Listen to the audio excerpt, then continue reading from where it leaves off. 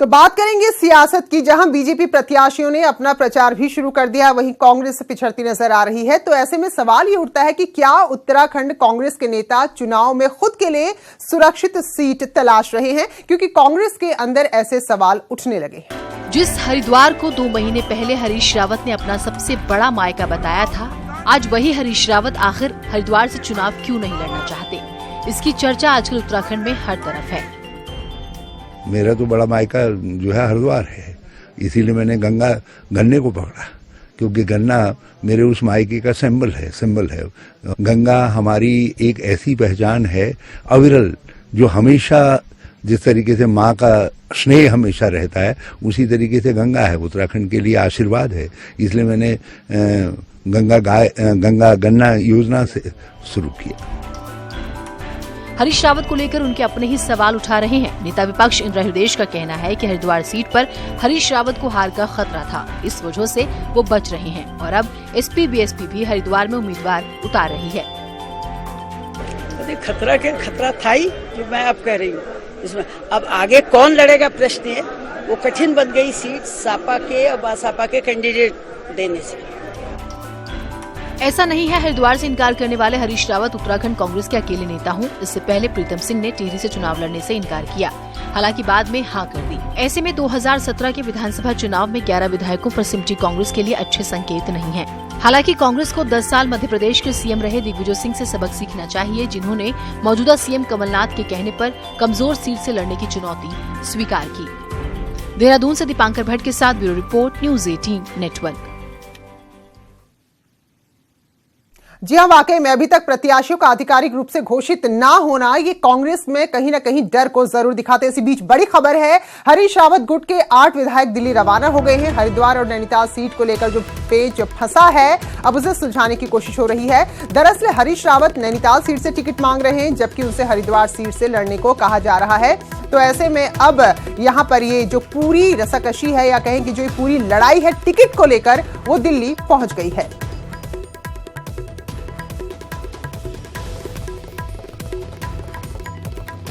अनुपम त्रिवेदी, संपादक उत्तराखंड के, हमारे संग जुड़ गए हैं देहरादून से। तो अनुपम जी, यहां पर कभी जिसे अपना बड़ा मायका बताते थे हरीश रावत, अब कह रहे हैं कि जहाज का पंछी उड़ के अपने घर ही आता है। तो ये सारा डर किस बात का है? क्या इससे कांग्रेस में चुनाव से पहले ही हार को लेकर एक डर नजर नहीं आता?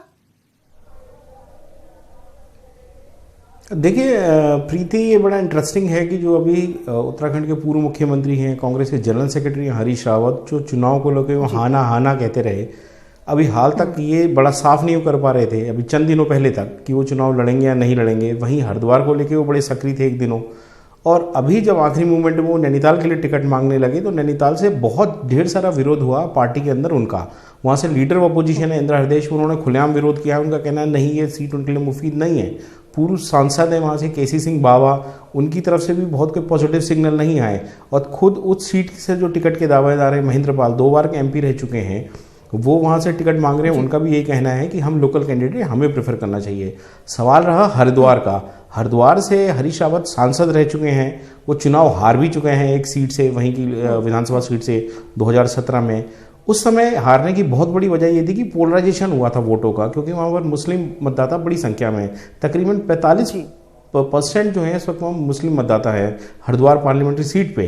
तो कांग्रेस को शायद ये लगता होगा, या उनको शायद हरीश रावत जी को ये लगता होगा कि उनके आने के बाद से कहीं पूरा चुनाव पोलराइजेशन में ना बदल जाए, और पोलराइजेशन में उनको अपनी हार का खतरा दिखता है। ऐसा कांग्रेस के सूत्र भी बताते हैं। इस वजह से वो अवॉइड कर रहे थे लगातार।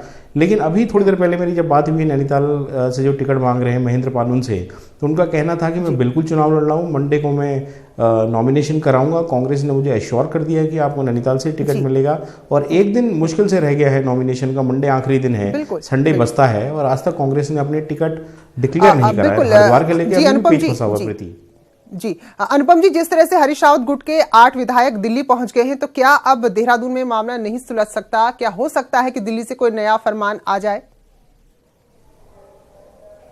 देखिए, जो खबरें हम पे आ रही हैं छन छन के, उनसे लगता नहीं है कि कांग्रेस आला कमान को ये अब इस वक्त मूड बदलने का आसार है, क्योंकि लीडर ऑफ अपोजिशन ने अपना स्टैंड लिया है, प्रदेश कांग्रेस अध्यक्ष ने अपना स्टैंड लिया है।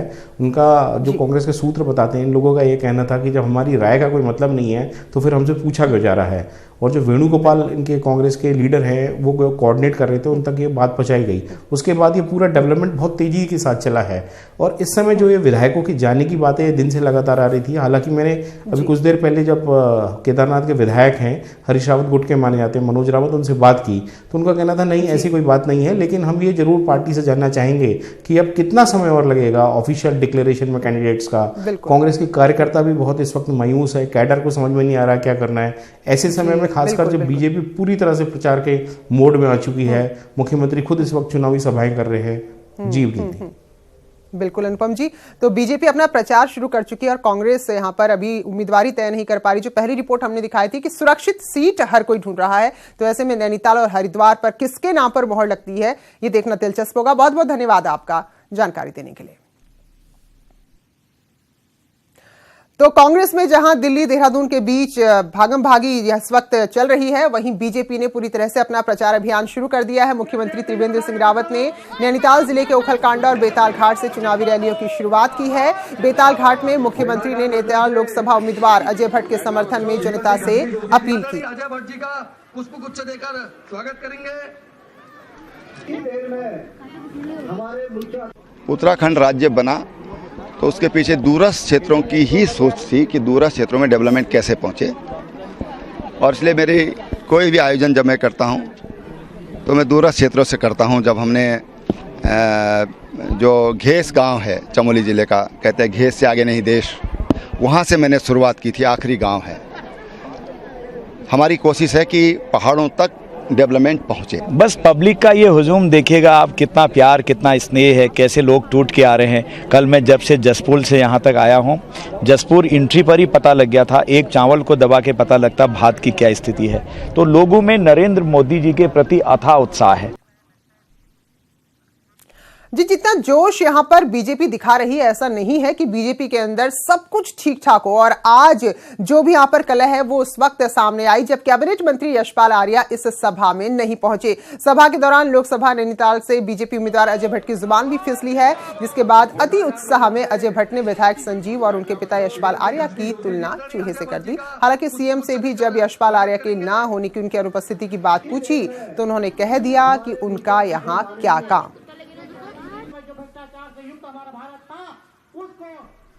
એના બોજુલા એસે છે બોલે बहुत विनम्र छी जय चल ते तस जय जस ते तस मूर्छा पोथिल तो बोजुले इतना विनम्र और उतो काम उनर कामों के आज याद करनी लोग यहाँ। ये खाली मीडिया का स्टंट है। ये यशपाल जी खुद नहीं है यहाँ। यशपाल जी क्या मतलब है यहाँ?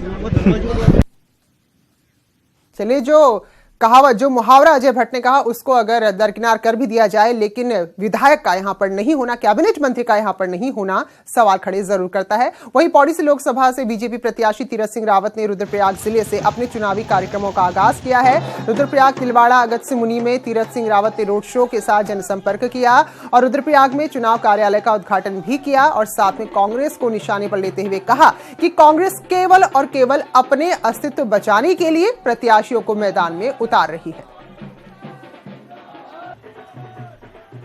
मोदी जी देश को आगे बढ़ाने का काम कर रहे हैं, आम जन के बारे में सोच रहे हैं, विकास कर रहे हैं, यही ध्येय उद्देश्य है। बाकी पार्टियां अपने अस्तित्व को बचाने में लगे हैं, उनके पास और कोई है नहीं। आने वाले समय में मेरा अस्तित्व बचा रहे, मेरा सिंबल बचा रहे, ये उनकी लड़ाई है। कांग्रेस जैसे शक्तिशाली पार्टी जिसने वर्षों 50 वर्ष राज किया, वो आज दर क्षेत्रीय पार्टियों के पास जा रही है और वो भी उसको दरकिनार कर रहे हैं। तो राज्य के चुनाव में इस बार आपको कौरव और पांडव की सेना लड़ती नजर आएगी। ये हम नहीं कह रहे हैं, बल्कि बीजेपी का एक पोस्टर कह रहा है, जिसको लेकर अब राज्य में महाभारत भी शुरू हो चुकी है। कांग्रेस से पहले अपने लोकसभा उम्मीदवार घोषित कर बीजेपी खुश है और इसी खुशी को बीजेपी का एक पोस्टर भी जाहिर कर रहा है, जिसमें लिखा है कि पांडव सेना है तैयार, अब कौरवों का इंतजार। तो इशारा साफ है और निशाना भी। बीजेपी का कहना है कि कांग्रेस के अंदर कलह मची है, इसलिए उनके टिकट घोषित नहीं हो रहे और इसलिए कांग्रेस नेताओं की हालत कौरवों जैसी है, जबकि बीजेपी के 5 पांडव चुनावी कुरुक्षेत्र में तैयार हैं।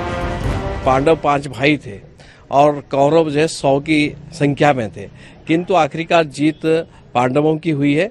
और वो इस समय जिस तरह से जो कांग्रेस के अंदर जो उठापटक चल रही है और जो टिकट न वितरण करने का अभी तक भी उन्होंने कोई इस तरह का फाइनलाइज नहीं किया है और हम लोग तैयार बैठे हैं और जो पोस्टर में कहा गया है वो सत्यता के आधार पे कहा गया है। बीजेपी ने कांग्रेस को कौरवों की सेना क्या बताया? कांग्रेस ने बीजेपी के पांडवों को कलयुगी पांडव कहकर सवाल खड़े कर दिए।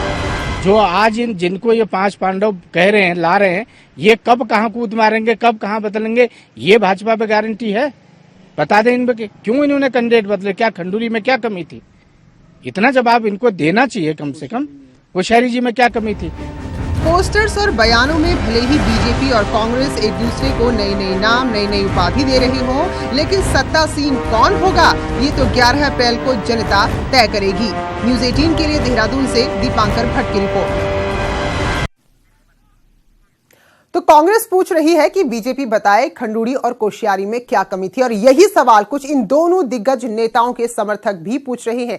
ऐसे में खंडूरी और भगत सिंह कोश्यारी के टिकट कटने का असर चुनाव पर पड़ सकता है। पौड़ी से चुनाव लड़ रहे तीरथ खंडूरी के सबसे करीबी माने जाते रहे हैं। वहीं इस समय कोश्यारी कैंप के भी कई विधायक विधानसभा पहुंचे हैं। ऐसे में बीजेपी संगठन इन नेताओं को चुनावों तक इग्नोर करने की गलती नहीं करेगा। पार्टी ने 75 सावन देख चुके नेताओं का टिकट काट तो दिया है, लेकिन अपने संसदीय क्षेत्र में उनके चेहरे के बिना वोट पाने के लिए मशक्कत करनी पड़ सकती है।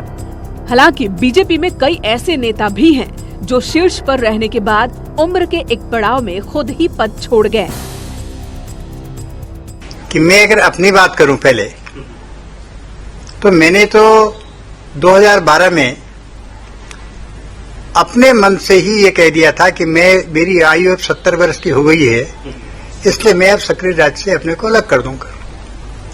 तो ऐसा नहीं कि मुझे किसी ने अलग किया, मैं स्वयं ही अलग हो गया, क्योंकि रिटायरमेंट होना ही चाहिए। अब ये संयोग है कि 75 वर्ष के बाद में पार्टी ने भी निर्णय कर दिया कि भाई जो 75 वर्ष के बड़े लोग हैं वो थोड़ा सब्र करें। वहीं इस पूरे मामले में कांग्रेस को चुटकी लेने का मौका मिल गया। आप कह सकते हैं भारतीय जनता पार्टी में जो बुनियाद के पत्थर हैं उनको बेबुनियाद करने का काम भारतीय जनता पार्टी ने किया। ये अपने आप में एक बड़ा सोचनीय विषय है कि जिन लोगों की वजह से 84 के चुनाव में 2 लोकसभा सदस्य वाली भारतीय जनता पार्टी फिर 98 में सत्ता में आ पाई, आज उनको जिस तरह से भारतीय जनता पार्टी का जो वर्तमान नेतृत्व है उन्होंने लाचार करने का काम। पार्टी के दिग्गजों के टिकट कटने के बाद अब ये चुनावी प्रचार में कितने सक्रिय रहेंगे, ये एक बड़ा सवाल है। देहरादून से रॉबिन सिंह चौहान और ऋषिकेश से आशीष डोभाल की रिपोर्ट, न्यूज़ 18। तो देश भर में कांग्रेस प्रियंका गांधी के चेहरे पर चुनाव लड़ रही है और खासा उत्साह भी दिखा रही है और प्रियंका का नाम लेकर ही पार्टी में प्रचार भी हो रहा है। यूपी में तो प्रियंका गांधी के पोस्टर छाए हुए, लेकिन एक तस्वीर अब हम आपको उत्तराखंड की दिखाते हैं। ये तस्वीर ऐसी जिसमें प्रियंका गांधी की तस्वीर आपको नजर नहीं आएगी। जी हां, इस मुख्यालय में इंदिरा गांधी से लेकर तमाम नेताओं की तस्वीर जरूर है, लेकिन प्रियंका गांधी की एक भी तस्वीर उत्तराखंड के देहरादून में कांग्रेस के कार्यालय में नजर नहीं आ रही। जब कांग्रेस के प्रवक्ता से पूछा गया तो देखिए उन्होंने क्या जवाब दिया। प्रियंका जी हमारी पार्टी में सक्रिय रूप से अपनी भूमिका निभाने के लिए आई हैं और हमारे दफ्तरों में उन्हीं की फोटो लगाई जाती है जो ऑफिस बेयरर्स यहाँ पर रहते हैं। अभी जैसे राष्ट्रीय अध्यक्षा, इससे पहले हमारी सोनिया जी थी तो उनकी फोटोग्राफ इस वजह से है, अब राहुल जी बने हैं तो उनकी फोटो उस वजह से है। बाकी हमारे प्रदेश में जो हमारे अध्यक्ष रहे हैं पूर्व में, उन सब की फोटो है। तो कहीं ना कहीं प्रियंका जी का फोटो जरूर लगेगा। और हल्द्वानी पहुंचे मुख्यमंत्री त्रिवेंद्र सिंह रावत ने कहा कि देश और प्रदेश में बीजेपी की बयार चल रही है। बीजेपी की व्यूह रचना के आगे कांग्रेस नतमस्तक हो चुकी है। आज उत्तराखंड में कांग्रेस के पास प्रत्याशियों का अभाव हो गया है। जगह बदलने की सोच रहे हैं, बड़े बड़े नेता साहस नहीं कर पा रहे हैं कहीं से चुनाव लड़ें, तो वो भारतीय जनता पार्टी की जो बेहतर संगठन की शक्ति है उसके सामने सब लोग सरेंडर कर रहे हैं। वहीं नैनीताल से बीजेपी प्रत्याशी और पार्टी के प्रदेश अध्यक्ष अजय भट्ट ने भी अपना प्रचार तेज किया। हल्द्वानी पहुंचने पर उनसे हमारे संवाददाता शैलेंद्र नेगी ने कई सारे सवाल किए, देखिए। नैनीताल से बीजेपी के प्रत्याशी बनाए गए और बीजेपी के प्रदेश अध्यक्ष अजय भट्ट जी हमारे साथ हैं। सर, प्लेटफॉर्म तो अब सेट हो चुका है, आपके 5 उम्मीदवारों का नामों का ऐलान भी हो चुका है। अब प्लेटफॉर्म में बैटिंग किन मुद्दों पर होगी? क्या राष्ट्रवाद के मुद्दे पर होगी या किसी अन्य मुद्दे पर, विकास के मुद्दे पर, जिसकी चर्चा पिछले 5 सालों में लगातार करते रहे? विकास का मुद्दा ही प्रमुख रहेगा और विकास के मुद्दे के साथ साथ राष्ट्रवाद तो प्रमुख मुद्दा है ही है, क्योंकि जिस तरह से कांग्रेस के राष्ट्रीय अध्यक्ष श्रीमान राहुल गांधी जी ने नारे लगा के बोला है मंच से, मोदी चोर है, मोदी चोर है, मोदी चोर है, और आतंकवादियों के बारे में बोला है आतंकवादी जी। सभा सीटें आपको रिटेन करना आपके सामने एक बड़ी चुनौती है। 5 के 5 सीटें हमारी भारी बहुमत से आ रही है। मैं निश्चित आपसे कह रहा हूं, हमारा राष्ट्र से लेकर प्रदेश, प्रदेश से लेकर जिला, जिले से मंडल, मंडल से हमारे शक्ति केंद्र और अंत में बूथ जो हमारी इकाई है, वहां इकाई तक हमारा नेटवर्क है। ऐसा नेटवर्क भारत में आज किसी के पास नहीं है। चुनावी प्लेटफॉर्म पूरी तरह से सज चुका है। ऐसे में बीजेपी प्रदेश अध्यक्ष का भी ये दावा है, हालांकि वो उम्मीदवार भी हैं, कि वो लोगों तक पहुंचेंगे और अपनी बात कम से कम विकास के प्लेटफॉर्म पर लोगों की बात रखेंगे। कैमरा पर्सन रुत कुमार के साथ शैलेंद्र नेगी, न्यूज़ 18 हल्द्वानी। तो फिलहाल बीजेपी को घेरने के लिए कांग्रेस भी अपनी रणनीति बना रही है। भले ही प्रत्याशी घोषित ना हुए हो, पार्टी के प्रदेश अध्यक्ष का कहना है कि हर उस मुद्दे को उठाएगी जिससे बीजेपी को घेरा जा सके। रणभूमि में जाते हैं तो आपके तर्कश में वो तमाम तीर रहने चाहिए जिस तर्कश से आप विरोधियों की छाती को छलनी करने का मादा रखते हो। तो हमारे तर्कश में राष्ट्रीय मुद्दे भी रहेंगे, राज्य स्तरीय मुद्दे भी रहेंगे और स्थानीय मुद्दे भी रहेंगे। वहीं पौड़ी सीट से कांग्रेस के संभावित उम्मीदवार मनीष खंडूड़ी चमोली के गौचर पहुंचे। स्थानीय कार्यकर्ताओं ने उनका जोरदार स्वागत किया। मनीष खंडूड़ी ने कहा कि वो चाहते तो बीजेपी से टिकट ले सकते थे, लेकिन उनकी विचारधारा कांग्रेस से मिलती है, बीजेपी से नहीं। अगर मुझे कभी भी, मैं आपसे पूछता हूं, आप लोगों को कहिएगा, कभी भी मुझे किसी पार्टी से ऐसी टिकट लेना होता तो कोई मुझे वहां भाजपा में कोई मना कर देता? मैंने नहीं किया, मुझे नहीं चाहिए, मेरी विचारधारा नहीं मिली। तो हर कोई दल यहां पर, हर कोई प्रत्याशी अपना अपना प्रचार कर रहा है, लेकिन आप सुनिए कि क्या इनके भाषणों में, इनके वादों में वो जमीन से जुड़े मुद्दे नजर आ रहे हैं जिसकी परिकल्पना के साथ राज्य का गठन किया गया था। और यहां का सबसे बड़ा मुद्दा पलायन है, जो इस बार चुनावी शोर में गायब हो गया है। तो ऐसे में कुछ लोग ऐसे भी हैं जो इस बार सिर्फ इसी शर्त पर वोट करने का मन बना रहे हैं। उनका कहना है कि राजनीतिक पार्टियां पलायन रोकने का वादा अपने घोषणा पत्र में शामिल करें।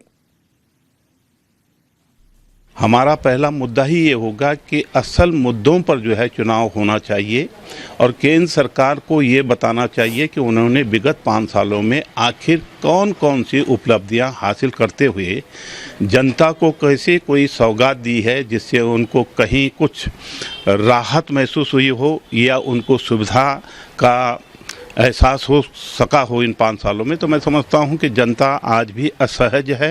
हमारे जो युवा है कहते हैं पहाड़ की जवानी, पहाड़ का पानी, पहाड़ के काम नहीं आता है। वाकई में ये हकीकत है और ये हमारे लिए सबसे बड़ा कलंक हो रहा है। अगर ये सरकारें जो भी आता है, जो भी चुनाव जीतता है, वो इस मुद्दे को अपने उसमें रखे और अपना विजन पहले ही रखे कि हम पलायन इस प्रकार से रोकेंगे। ये स्पष्ट है कि मैं इस वर्ष केवल उस कैंडिडेट को चुनाव करूंगा जो पलायन के मुद्दे पर, पहाड़ के पलायन के मुद्दे पर रोकेगा, अन्यथा मैं इस वर्ष वोटिंग नहीं करूंगा। और फिलहाल अपने अपने मुद्दों के साथ अल्मोड़ा पिथौरागढ़ के मतदाता भी तैयार हो गए हैं। हर कोई यहां पर अपने मुद्दों को ध्यान में रखकर इस बार प्रत्याशी को चुनने की बात कर रहा है। पूर्व सैनिकों ने स्वास्थ्य, शिक्षा और संचार सेवाओं जैसे मुद्दों पर वोट करने का निर्णय लिया है।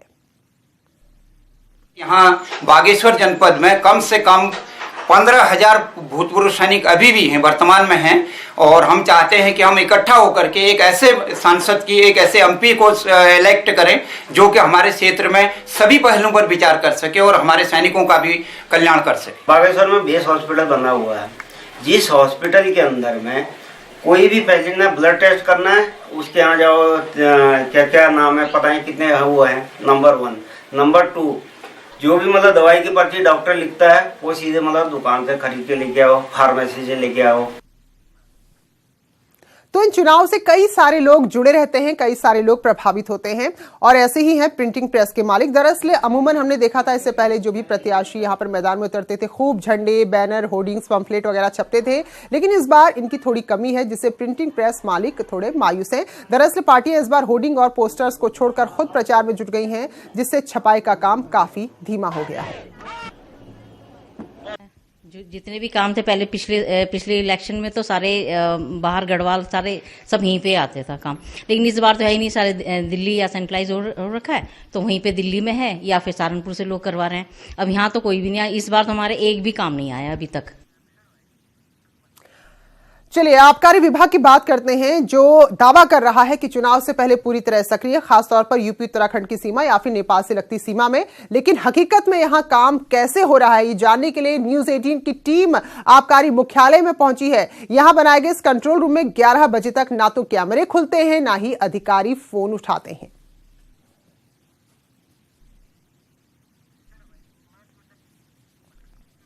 चलिए चुनाव से हटकर कुछ और खबरों का रुख करेंगे। तो उत्तर भारत के 52 शक्तिपीठों में से एक है मां पूर्णागिरि का शक्तिपीठ, जहां मेले की शुरुआत हो गई है। 23 मार्च से 3 महीने तक चलने वाले इस मेले में देश विदेश से लाखों की संख्या में श्रद्धालु यहां आते हैं। मान्यता है कि यहां जो भी अपनी मनोकामना के साथ पहुंचता है मां उसे पूर्ण करती है।